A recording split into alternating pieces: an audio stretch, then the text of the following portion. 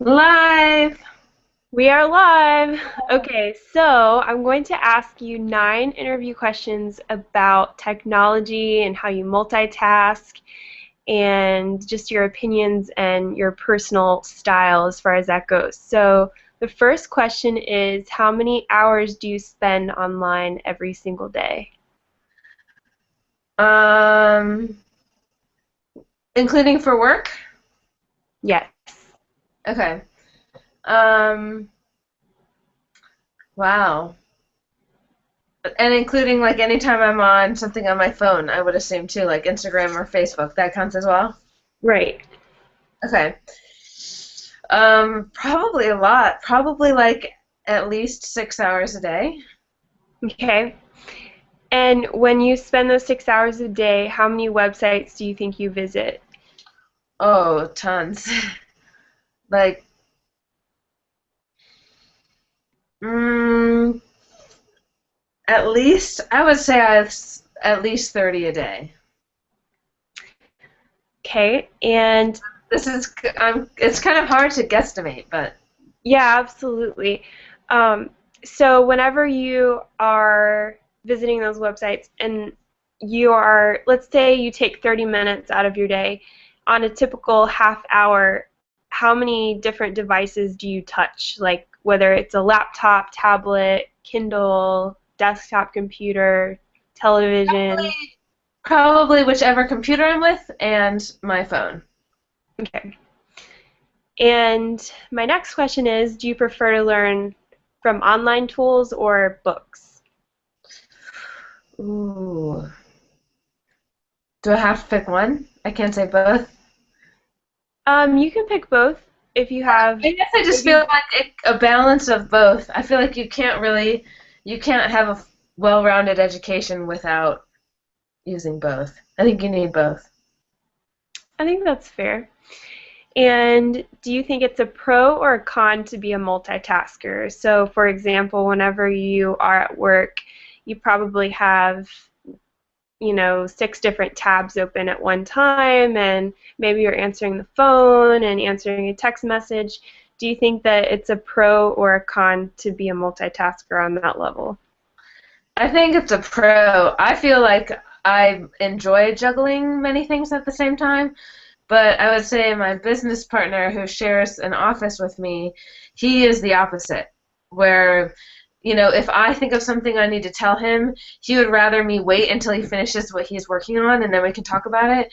Whereas I would rather like just keep making a list or keep kind of juggling it all in my head. And he kind of prefers to go from one to the other to the other. And neither one is better or worse. We're just different like that. Right. So, whenever, I guess because you're a multitasker, do you think that you retain information as well as if you were not a multitasker? So, I guess in your situation, do you think that you retain information longer than your business partner? Um, yes, I think I do. And that could be related or unrelated because of our personalities, but I feel like I can retain. It's kind of like maybe I could retain two things really, really well, or I could retain 10 things pretty well. And I prefer to know 10 things pretty well, and it's definitely well enough. But I'd rather know more and know a little bit about everything, or be able to do kind of a bunch of things at one time than have to just do one at a time because I feel like I can really make the most of every minute if I'm kind of doing many things at once. Yeah, I'm the same way. Yeah. Um, so, my next question is kind of switching gears a little bit into virtual experiences. Where do you see virtual experiences used best, whether that's in education, the military, health? I guess we're a little bit biased, but that's still a question I wanted to ask. Um, I guess actually I think my answer would be entertainment Oh, okay. How so? because even if I think about music and I think about music videos and I can think about how much music I can have access to. I mean, I personally have a Spotify account, but even if I didn't, Pandora is free, and YouTube you can find pretty much any song you want to hear. So I feel like when it comes to entertainment, I can find almost anything on the internet and have a virtual experience, whether that's like watching a TV show and live tweeting along with it, or there's just a lot happening like that that I think other industries, including education, could learn from. Kind of looking at the internet and technology in a virtual environment, looking at it the way that the entertainment industry looks at it. That's good. And then the last thing I wanted to add, or actually I have two more things. Do you think it requires more brain activity to read a book or to search the internet? Depends on the book, but I think it actually takes a certain kind of skill to use the internet well. I mean, it's different kinds of smarts, I guess, but I know people who don't know how to find things that I think it's really simple to find on the internet. Just because when you've spent a lot of time on the internet like you have, you kind of understand how Google thinks and how you can phrase something so Google's thinking the same way that you are. And some people that just doesn't come naturally to them, I think especially the generation before us, because we kind of grew up doing this in high school and finding answers to what we're trying to learn. We've been doing that. Now we're in our 20s. We've been doing that for like a decade.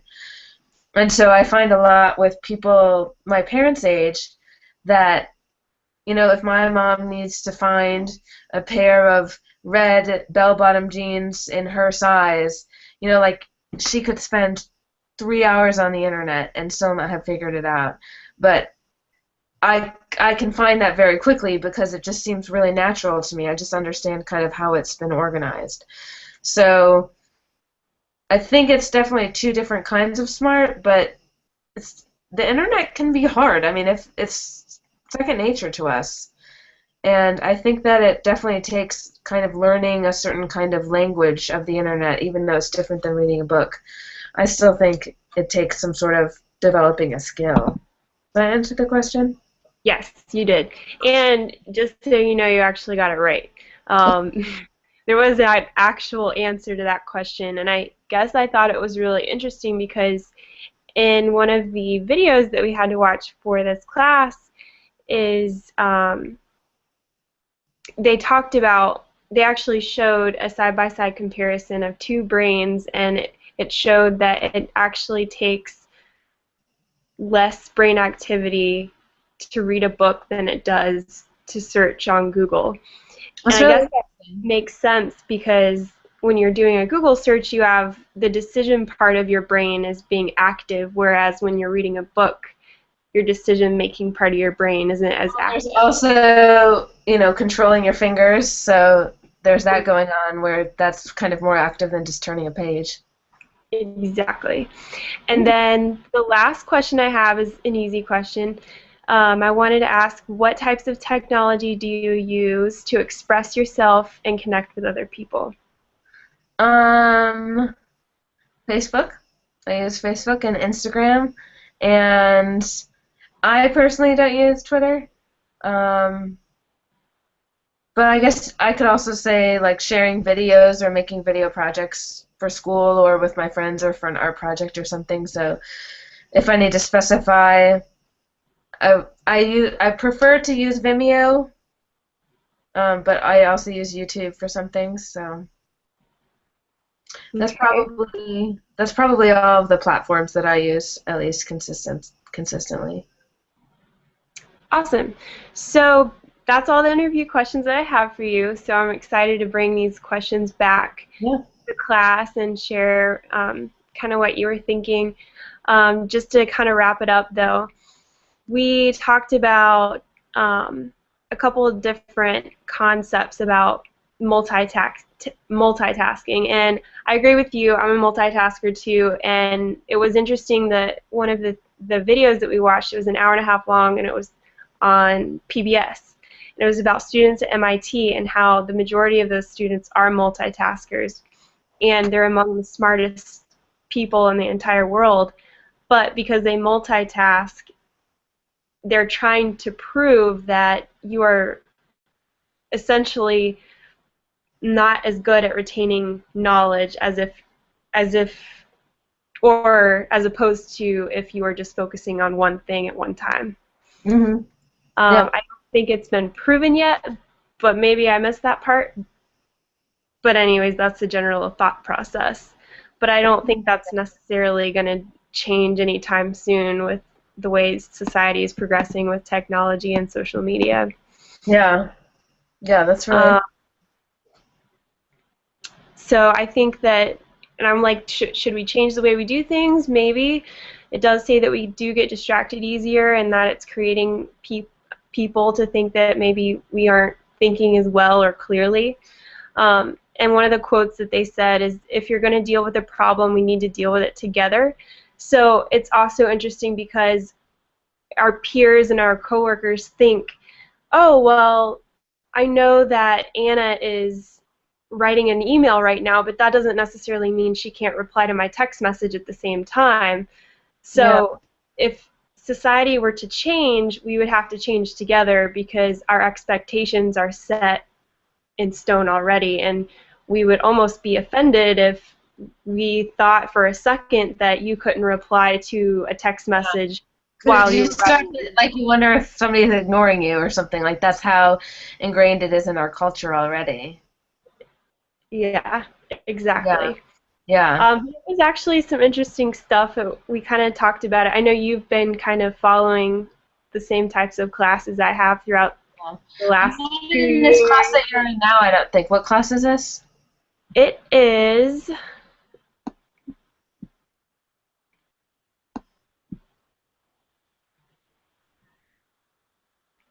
let me find the exact, A CI something? yeah, it's emerging issues and trends in Okay. media and technology. And I've taken a few of these emerging issues and trends I think I've classes, taken one of you but before. yeah. Um, Yeah, this one's on new media and emerging literacies. Oh. So it's Were you in pretty, the one maybe last fall that was about like robots? yes. Yeah. Okay. Yeah, I think that was like the same class, but just a different issue. Yep. So I think that conducts my interview, or that concludes, I should say, my interview questions. So I'm going to stop broadcasting now. But this was Anna with her interview questions on technology and multitasking. Yeah.